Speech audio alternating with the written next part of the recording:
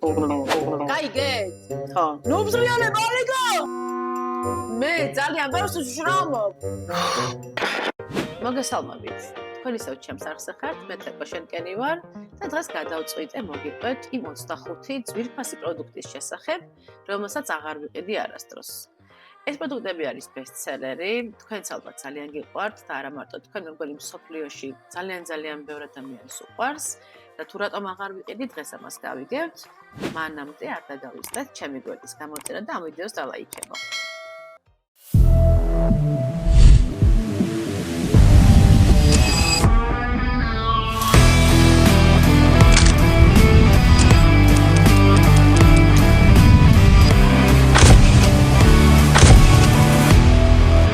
პირველი პროდუქტი, რომელიც მინდა რომ გაგიზიაროთ, ეს არის Milk Makeup-ის Hydro Grip პრაიმერი, აი ასე ქვია, იმედია კარგად ხედავთ. და ეხლა გეტყვით, რატომ არ მიყვარს ეს პრაიმერი. ეს პრაიმერი, ჩემი აზრით, არის მხოლოდ და მხოლოდ ძალიან ცხიმიანი კანის პრაიმერი, იმიტომ რომ თავისი სტრუქტურით, აი ეხლა განახებთ, შეხედეთ, როგორი წებოვანია. აი ეს სტრუქტურა გადადის კანზე და კანიც ხდება წებოვანი, რაც საშუალებას აძლევს ტონალურს, რომ ძალიან მიეკრას ტონალური კანს და იყოს ზედმეტად მდგრადი.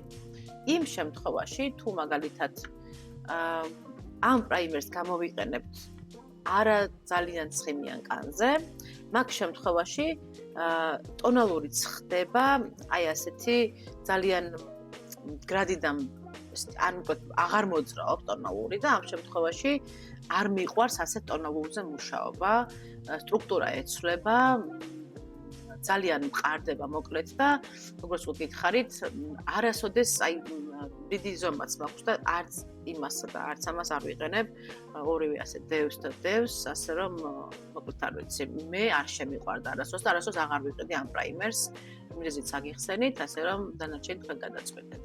შემდეგი პროდუქტი, რომელიც მინდა რომ გაგიზიაროთ, ეს არის იდეაში ტონალური, რომელიც არის მბზინავი, მაგრამ ამას მოიაზრებენ და ადარებენ ძალიან ხშირად შარლოტას ფილტრს და აღიქმება როგორც ილუმინატორი, თუმცა როგორც ვკითხარით, ჩემი აზრით ეს არის ტონალური, რომელიც ძალიან მბზინავს. და თუ ჩვენ ამას გამოვიყენებთ როგორც პრაიმერს,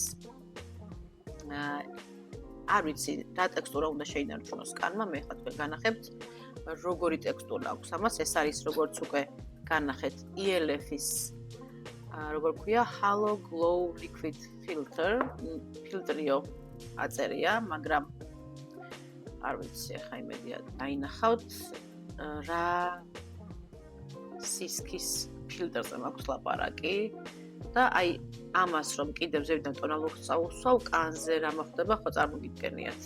ეს არის ძალიან მყარი ტექსტურის ფილტრი, თუ ასე ფილტრი ქვია, არ ვიცი, მაგრამ მე მგონია, რომ ეს არის უბრალოდ მბზინავი ტონალური და ვისაც გინდათ რომ მბზინავი ტონალური ვით გამოიყენოთ, მაშინ ოკეია. მაგრამ სხვა შემთხვევაში მე როგორც ფილტრს ასე არც ვიყენებ, ვერც გამოვიყენე, არც მომწონს და პრაიმერად მით უმეტეს, როგორც ვთქვათ, შალოტას ფილტრს ვიყენებთ ხოლმე, მით უმეტეს არ გამოდგება ჩემი აზრით, ამიტომ არც ამას აღარ ვიყიდი მეორედ. ესე შეეხებოდა პრაიმერებს. ეხლა მოდი გადავიდეთ ტონალურებზე და ტონალურებზეც მოგიყვებით. ეს არის ბესტსელერი ტონალურების, რომელიც არ ვიცი, მე პირადად არ სტრუქტურა მომწონს, ზოგის დაფარვა არ მომწონს, ზოგის შემოდგენილობა არ მომწონს და ასე შემდეგ და მოდი ახლა ყველაფერი განვიხილოთ ერთად. ეს პროდუქტი ყველას ძალიან უყვარს, განსაკუთრებით იუთუბერებს უყვართ და განსაკუთრებით უცხოელ იუთუბერებს. თავისთავად ძალიან კარგი ტონალურია, უბრალოდ მე არ მიყვარს ასეთი ტექსტურის ტონალური, ეს არის Charlotte's Herbashtless Foundation. არის ძალიან სრული დაფარვის და თუ ეს გჭირდება და თუ ესეთი ტონალური გიყვარს. კი ბატონო, ძალიან კარგი ტონალურია თავისთავად, მაგრამ მე არ მიყვარს ასეთი სრული დაფარვის ტონალურები და თუ მაინც და მაინც მინდა რომ სრულად დაფარული კანი ქონდეს ჩემს მოდელს, მომხმარებელს და ასე შემდეგ, ძალიან კარგად ვახერხებ ამას და თქვენ ამას დაინახავთ ჩემს YouTube არხზეც. მოკლედ შემადგენლობა ძალიან კარგი აქვს, ტექსტურა თავისთავად კარგი აქვს, უბრალოდ ჩემს გემოვნებაში არ იჯდება და მე ასეთი ვთქვათ, სრული დაბალტონალურები არ მიყვარს. მხოლოდ და მხოლოდ ამის გამო აღარ ვიყიდი მეორედ, დავამატებდი, რომ ეს ტონალური გამოადგება ცხიმიანი კანის მქონე ადამიანებს და დაჯდება ძალიან ლამაზად.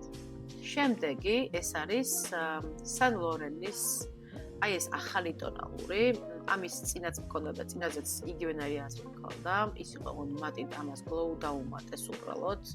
ამას ქვია All Hours Glow Foundation და აი როგორც ხედავთ, რამოდენიმეჯერ დავტესტე, საკმარისად ბევრჯერ რომ ჩემი ასე გამჩენოდა, ვერც ეს ტონალური ვერ შევიყვარე ვერასდროს, თითქოს იგივე ტონალურს რაც იყო მანამდე, დაუმატეს glow და მეტი არაფერი.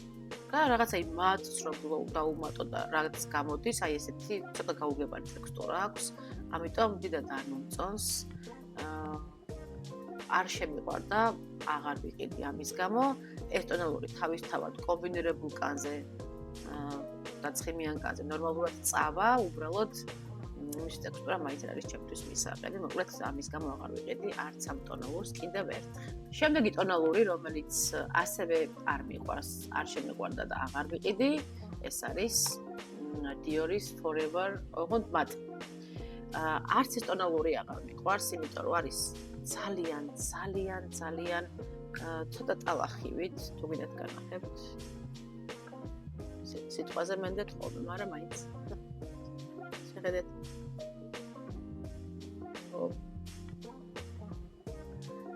არის ძალიან როგორ გითხრათ, იმდენად მატია, რომ კანის როგორც კი შრება, აი კანის ტექსტურას, შეხედეთ რას უშვება.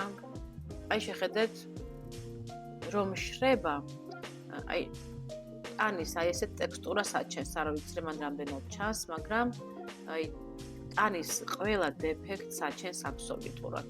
მით უმეტეს ეს არ გამოადგება, თუ ოდნავ-ნაოჭი აქვს ადამიანს, ან მშრალი კანი აქვს, ძალიან ცუდად დაჯდება, მაქსიმუმ ეს გამოიყენოს ისედაც ძალიან ცხიმიანი კანის პატრონმა, ან ვისაც ძალიან მატი ტონალური მიყვარს, თუმცა მე ესეთი მატი არც ტონალური მიყვარს და არც კონსილერი და მეგონი არც არაფერი.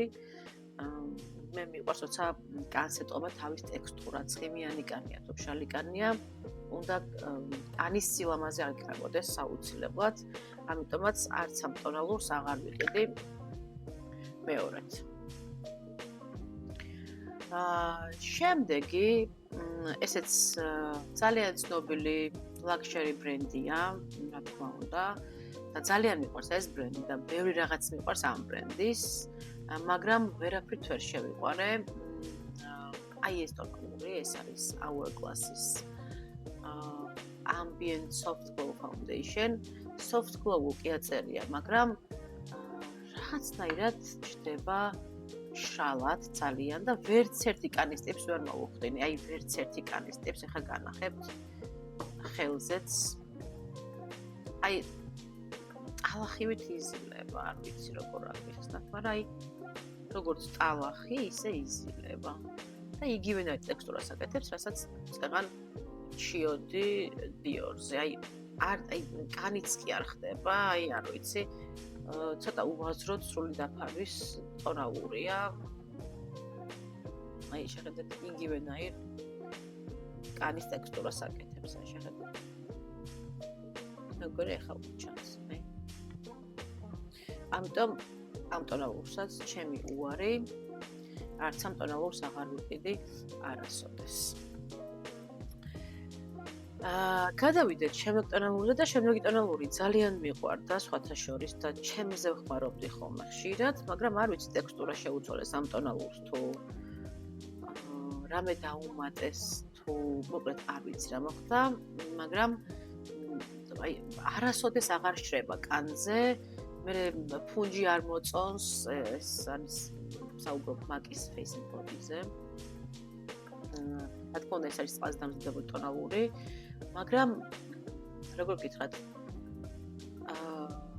აღარ შრება კანზე, setting-ს არ აკეთებს, რომ ზევიდან რაღაც მარტივად მერე დაიწყო მუშაობა. ამიტომ აღარც ეს ტონალური აღარ მიყვარს და აღარც ამას აღარ ვიღები არასოდეს. Body-ში მაქვს ეს ტონალური მიყვარდა სხვადასხვის, მაგრამ როგორც გითხარით, რაღაც იმდენი პროდუქტები გამოდის ბაზარზე, რომ რაღაცა ის მარტივ თუნდაც ნაკლონებებს აღარ პატიო რაღაც ბრენდებს თუნდაც და რაღაც პროდუქტებს და ანაცვლებს სხვა კაცლებით ვთქვათ მარტივად მოსაყვანი პროდუქტებით, ყოველთვის ესეა ეს და ისეთი ბაზარზე იმდენი პროდუქტია უკვე, რომ ამის საშუალება რა თქმა უნდა გვაქვს, რომ მარტივად ჩავანაცვლოთ რაიმე პროდუქტი. ამიტომ ჩემი აზრით ძალიან ფრთხილად უნდა იყვნენ მაკიაჟის ბრენდები. მე მგონი ტონალურებს მოვურჩით და მოდი ახლა გადავიდეთ კონსილერებზე, რომელ კონსილერს აღარ ვიტყიდი არასოდეს. ესეც რა თქმა უნდა არის ლაქშერი ბრენდები და დავიწყოთ. და პირველი კონსილერი, რომელსაც აღარ ვიტყიდი, ეს არის აგიკვირდებათ ვიცი, მაგრამ ეს არის Hourglass-ის IS კონსილერი, რომელზეც შეშლილი ამბები მსოფლიო რატომღაც და ჩემი აზრით ეს არის სრული დაფარვის კონსილერი, რომელიც მხოლოდ და მხოლოდ შეიძლება ლამაზად დაჯდეს ძალიან ცხიმიან კანზე. ეს კონსილერი არის საკმაოდ სრული დაფარვის იდეაში კარგი კონსილერი შეიძლება იყოს თუ ძალიან ცხიმიანი კანია, ცხიმიანი თვალი აქვს ადამიანს. სხვა შემთხვევაში ისე შრება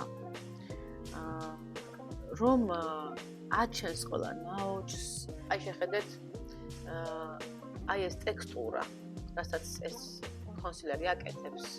აი შეხედეთ როგორ აჩენს ნაოჭს, ზემოდან რჩება, აი კანის ზემოდან რჩება მოკლედ ეს სიმშრალე და ასე ადევს კანს ზემოდან.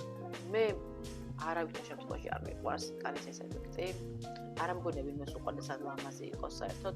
კამერაზე შეიძლება ძალიან კარგად ამოანათოს, კამერაზე შეიძლება მოიტყუოს ამ კონსილერმა, მაგრამ ლაივში ეს კონსილერი, როგორც გითხარით, ლამაზად ერთადერთი შეიძლება დაჯდეს, თუ თვალზე აქვს ძალიან ცხიმიანი კანი ადამიანს. სხვა შემთხვევაში არ ამგონია რომ ეს ტექსტურა ყოველ შემთხვევაში მე არ მომწონს და უმეტესობას ალბათ არც თქვენ არ მოგეწონებათ კამერის მიღმა. შემდეგი კონსილერები და ეს არის Marc Jacobs-ის Extra Shoot, ასე ქვია და ეს არის Dior-ის Skin Correct, ასე ქვია ამ კონსილერს არც ამათ აღარ ვიყიდი არასდროს იგივე მიზეზის გამო, ამიტომ აღარ დავკონკრეტდები, მიზეზი სამივეს აქვს ერთი და იგივე. ესაც შეეხებოდა ტონალურებს, პრაიმერებს და კონსილერებს და ეხლა რაც შეეხება პუდრებს, გადავიდეთ პუდრებზე და ვნახოთ რომელი პუდრები მოხდა ამ სიაში. ეს პროდუქტი, რომელზეც ეხლა მინდა რომ გესაუბრო და რომელიც არ მომწონს, მისი სხვა ყველა პროდუქტი ძალიან მიყვარს. ეს არის პატრიკტას, აი ეს ტონალური და პუდრი არის ერთად. და ძალიან მიყვარს პატრიკტას ჭრილებიც, ძალიან მიყვარს ტონალურიც. იდეაში თითქმის ყველა პროდუქტი მიყვარს მისი, ვერაფრით ვერ შევიყვარე ეს. და რატომ? ეს ტონალური არც იქით არის და არც აქეთ, ანუ ვერ გავიგრა ნაირ ტონალური, სიმართლე გითხრათ. თან თხელია, თან სრიალებს, თან თითქოს ჭრელდება. არ ვიცი, ხელზე კი არ ჯდება ცუდად თითქოს, მაგრამ მაინც რაღაცანაირ უცნაურ ხაზებს ტოვებს, არ მომწონს და რაც შეეხება პუდრს. აი ეს პუდრიც, აი როგორც ეთყობა, ნახეთ როგორია. აი რაღაცნაირი აი არაფერს არ შვება რა მოკლედ რა, ანუ მოკლედ არ ვიცი, ვერც ტონალური და ვერც პუდრი ვერ შევიყვარე, ამასაც აღარ ვიყიდი არასოდეს. ბოდიში პატრიკ, შენი ყველა პროდუქტი მიყვარს, მაგრამ ეს არა. ეხლა რაც შეეხება შემდეგს, გავიწმენთ ხელს რომ გაჩვენოთ შემდეგი პროდუქტებიც. შემდეგი პროდუქტი რაც უნდა გაჩვენოთ არის ჩემი უსაყვარლესი პუდრების სერიიდან, თუმცა არ მიყვარს ეს კონკრეტული და ეს არის Givenchy-ის ახალი პუდრი, რომელსაც იგივე ქვია სხვათა შორის, Prism Libre ქვია. და ოღონდ მე მგონი აქ დაამატეს რაღაც სიტყვა, რომელსაც ახლა ვერ პოულობ, მაგრამ რატომ არ მიყვარს ახლა გეტყვით. ამ პუდრებზე გიჟდები და ძალიან ბევრი მაქვს წინასწარმაყიდი, მაგრამ ეს ახალი რო გამოვიდა, ესე ხელში აღებით, შეიძლება ეხა ასე დიდად სიბზინვარე არ ჩანდეს, მაგრამ როგორც კი სახეზე დაადებ, შანს რომ ბზინავს. ეს პუდრი ბზინავს. და არ მიყვარს setting powder-ები, რომლებიც ბზინავს. არ ვიცი ახლა რამდენად აღიქვავს კამერა ამ სიბზინვარეს, მან პუდრის სიბზინვარეს და შეიძლება ლამაზიც კი იყოს ასე ხელზე, ტონალურის გარეშე, მაგრამ კონსილერს რო ადებ ზევიდან, ან ტონალურს ადებ ზევიდან, პატარა წვრილი ბზინავი ნაწილაკები ჩანს კანზე, რაც ძალიან არ მომწონს და ასე რომ არც ამ პუდრს აღარ ვიყიდი და აღარ მომწონს. ძველი ვარიანტი მირჩევია და ძალიან დიდი იმედი მაქვს, რომ ძველ ვერსიას დააბრუნებენ.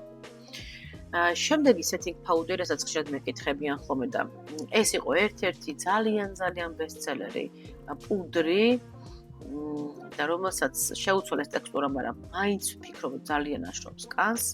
ეს არის Laura Mercier, აი ეს setting powder-ი. და არ არის ცუდი პუდრი, ძალიან ცხიმიანი კანისთვის. სხვა შემთხვევაში ამ პუდრს მე პრინციპში აღარ წყინვას აღარ ვაპირებ და აღარ ვხმარობ. კაი ხანი ასეთებს უკვე სავსე ეს პუდრი.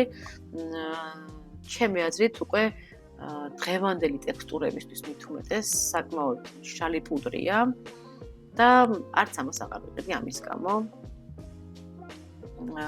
შემდეგი, რომელსაც ასევე აღარ ვიყიდი და გული მწდება ცოტა არ იყოს, რომ უფრო მეც ველოდებოდი ამ პუდრისგან და ამ ბრენდისგან, ეს არის Hourglass-ის აი ეს პუდრი. Translucent აწერია, მაგრამ ეს translucent არ არის, ცოტა რაღაცნაირი ისეთი chunky, როგორც ინგლისური სიტყვა, რაღაც კარგად ჟღერს, აი ესეთი პუდრია რაღაცნაირი, აი კანზე რომ ზევიდან ემჩნევა და არ ქრება კანში. ცოტა უცნაური ტექსტურა აქვს და როგორ გითხრათ, აი არ შემიყვარდა ამას მეორედ აღარ ვიყიდი, თორე თავისთავად ცუდი არ არის, თითქოს ხმარობ, მაგრამ ნუ მოკლედ აღარ ვიყიდი ამასაც მეორედ, არ შემიყვარდა. და მე მგონი გასაგებად ავხსენი რატომაც. უცნაური ტექსტურა აქვს, არც მაინც და მაინც ისეთი, რომ რაღაცა ლამაზი ტექსტურა გააკეთოს კანზე, მოკლედ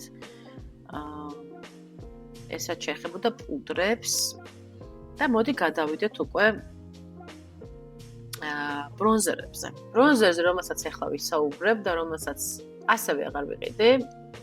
ეს ბრონზერიც არის ძალიან ცნობილი luxury ბრენდისგან, ესეც არის ძალიან გაყიდვადი პროდუქტი. მაგრამ სანამ გავაგრძელებ ამ პროდუქტზე საუბარს, არ დაგავიწყდეს, რომ გამოიწერო ჩემი არხი და დაალაიქო ეს ვიდეო.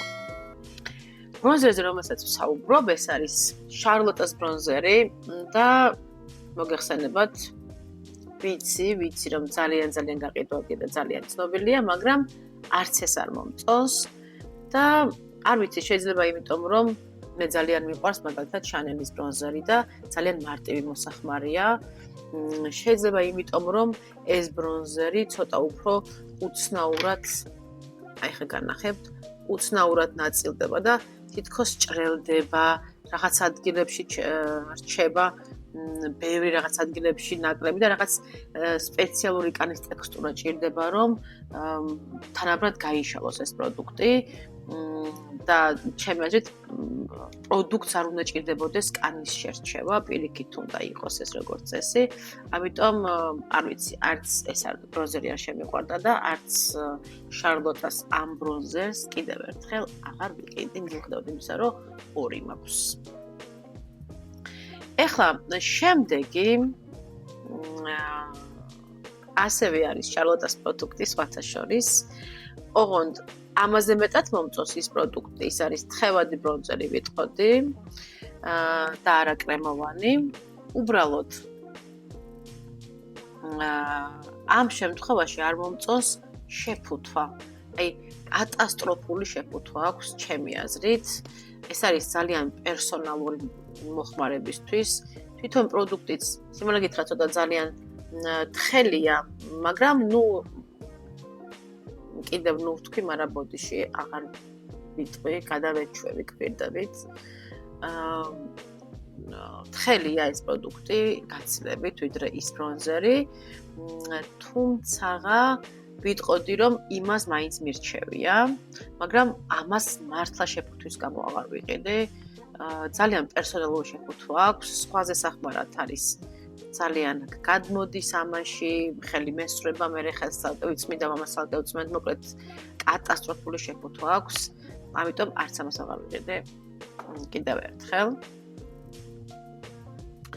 შემდეგი მსგავსი პროდუქტი სხვათა შორის, რასაც აღარ ვიყიდი და სწორედ იმავე მიზეზის გამო, რა მიზეზითაც შარლოტას ეს ბრონზერი გავაუქმე, ასე ვთქვათ, ეს არის ტარტის ეს ახალი ბრონზერი. ფერი სხვათა შორის არ ამოვიყვან ახლა ბევრს, ფერი არის ძალიან კარგი, მაგრამ ტექსტურა აქვს ძალიან თხელი. მოდი მაინც გაჩვენებთ. ძალიან თხელი ტექსტურა აქვს. ესეც აი ასე ამოდის, მერე თავსახურზე გადადის, ისვრება ყველაფერი, მოკლედ საშინელი შეფუთვა აქვს ჩემი აზრით ამეებს. ძალიან თხელია, ნახეთ, და კანზე რო შლი, სულ შეიძლება რომ გაქრეს. აი ასე. ძალიან უცნაურად თხელია და მოკლედ არ მომწონს არც ტექსტურა და არც შეფუთვა, ამიტომ არც ტარტის ამ თხევად ბრონზერსაც აღარ ვიყიდი, ამიტომ მე მგონი საკმარის მიზეზია და ამას დიდად გავრცობა აღარ ჭირდება. შემდეგი ესენიც არის კრემოვანი კერდა თხევად პროდუქტები, ესენი არის ესეც შარლოტას პლაშია, რომელსაც უბრალოდ შეფუთვის გამო ასე ვთქვათ, შეფუთვის გამო ყავს ამ სიაში მოხვედრილი და არა შიგთავსის გამო. შიგთავსი ასე თუ ისე მომწონს, მაგრამ შეფუთვა როგორც გითხარით, აქვს ძალიან ცუდი, აი ძალიან პერსონალურია ჩემი აზრით და პერსონალურის ხრივაც მე პირადად არ მიყვარს ესეთი პროდუქტი, რომელიც ისვრება, სულ უნდა წმინდო, თავსახურის სულ ესვრება და ასე შემდეგ, ამიტომ შეფუთვა აქვს ჩემი აზრით ძალიან არასასურველი, ასევე ჰაილაითერიც შარლოტასი.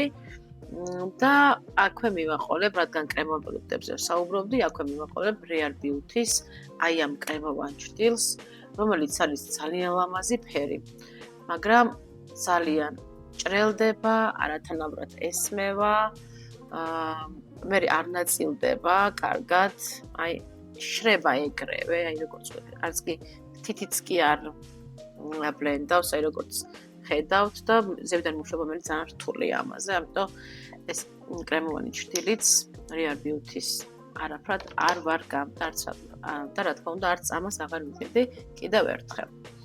ეხლა გადავიდეთ უკვე პუდროვან ბლაშებზე და შემდეგი იქნება ბრენდი, რომელიც სხვათა შორის ძალიან მიყვარს. ეს არის House Lab-ი. შეფუთვაც აქვს ძალიან ლაქშერი და ულამაზესი შეფუთვა აქვს. თვითონ ბლაშიც არის ძალიან ლამაზი, ნახეთ რა ლამაზი ბლაშია.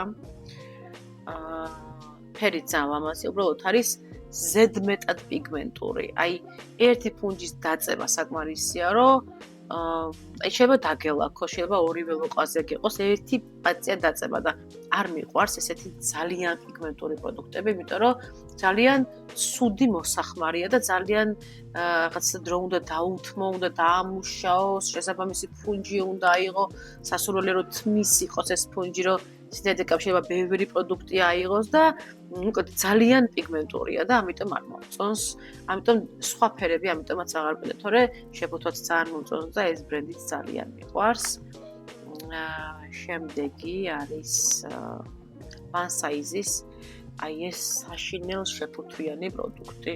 აი არ ვიცი უბრალოდ მე უფრო უგემოვნო არ ვიცი რა უნდა მოიგონო ადამიანმა, ვიდრე აი ეს შეფუთვა არის, ეს პლასტმასის, საშინელი, სქელი.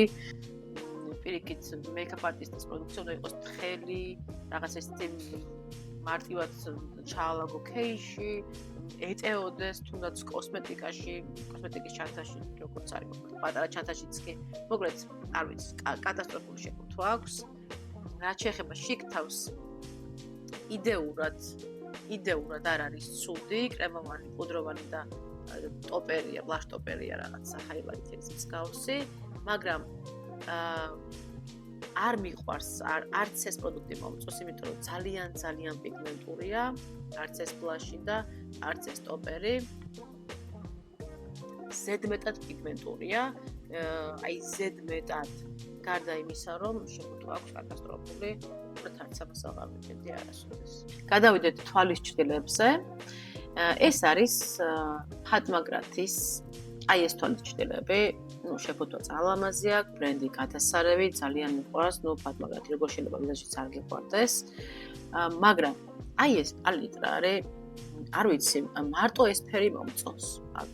ეს ფერი მაქვს კიდევ 1000 პალიტრაში. ამიტომ აქ ახალი ჩემთვის ფერი არის, ჩემი აზრით ძალიან უაზროდ შედგენილი პალიტრა არის. ეს საერთოდ ეს ფერი არ ვიცი, ვის დაკარგვია, არაფერში არ წერია. მოკლედ, დიდად ეს პალიტრა არ მომწონს და არც ვიყენებ და რა თქმა უნდა, აღარც ამიტომ აღარ ვიყიდი მეორე, თორე თვითონ ჭრილების ხარისხი რა თქმა უნდა კარგია. პალიტრა რომელიც ახლა უნდა განახოთ, არის ძალიან ლამაზი, ძალიან მომწონს. არ მომწონს ერთადერთი რომ არ მომწონს რომ ყველა მძინავი ჭრილი იყრება. იყრება ისე რომ მიფუჭებს მაკიაჟს და სანამ ამ ჭრილებს გამოვიყენებ, უნდა დავაფინავ ქაღალდიან, მოკლედ უნდა ვიზრუნო იმაზე, რომ არ ჩამოიყაროს, იმიტომ რომ ზედმეტად იყრება.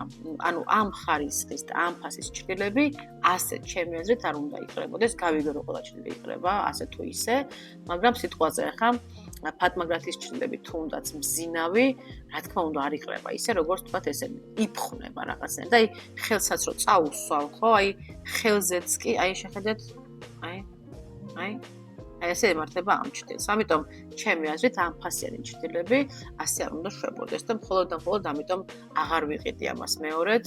დიდად არ შემიყვარდა ესედაც შარლოტას ჭრილები, ასე რომ ლამაზია, შეფუთვაც ლამაზია, გავიგე, მაგრამ შეფუთვა, ხარისხმა უნდა გაამართლოს და ფასმა, უბრალოდ ხარისხი უნდა გაამართლოს, ხო? ამიტომ არც მაგ ჭრილებს აღარ ვიყიდი კიდევ ერთხელ.